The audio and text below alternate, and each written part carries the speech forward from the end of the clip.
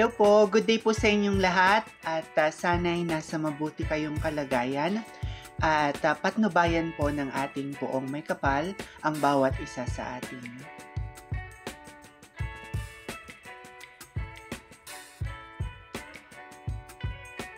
Eddie Zayer, known as the Superman of Cebu and the former Mr. Supranational Philippines 2022, is making waves as one of the aspirants in the prestigious Misters of Filipinas competition. His return to the pageant scene has garnered significant attention, highlighting his enduring appeal and commitment to representing the Philippines on both national and international stages. Eddie's journey in the world of pageantry began with his remarkable performance in the Mr. Supranational Philippines 2022, where he not only showcased his physical attributes but also his intelligence, charisma, and dedication to various causes. His title as a Superman of Cebu reflects his strong connection to his roots and his embodiment of the qualities associated with the iconic superhero: strength, resilience, and a commitment to helping others. As an aspiring candidate of the Misters of Filipinas competition, Eddie brings with him a wealth of experience and a clear vision of what he hopes to achieve. His participation is not just about personal ambition, but also about using the platform to advocate for meaningful causes and inspire others.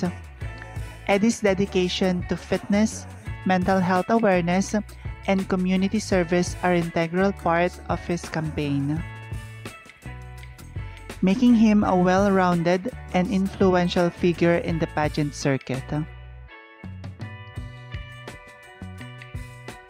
Eddie Zayer candidacy in the Misters of Filipinas competition is a testament to his ongoing dedication to excellence and his desire to make a positive impact.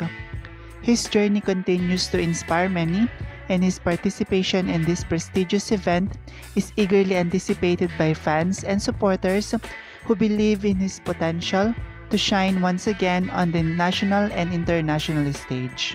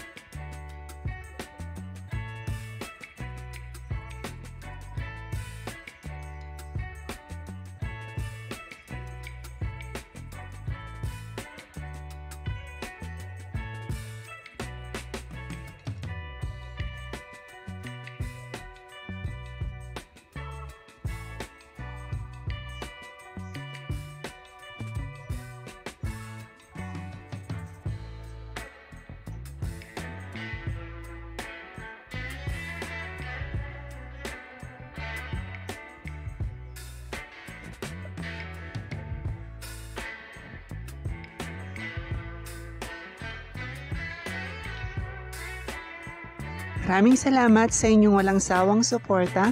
Hinihiling ko ang inyong tulong sa pag-like, pag-komento at pagbahagi ng aking munting channel. Pagpalain kayo ng may kapal sa inyong kabutihan at pagmamalasakit. Bye-bye!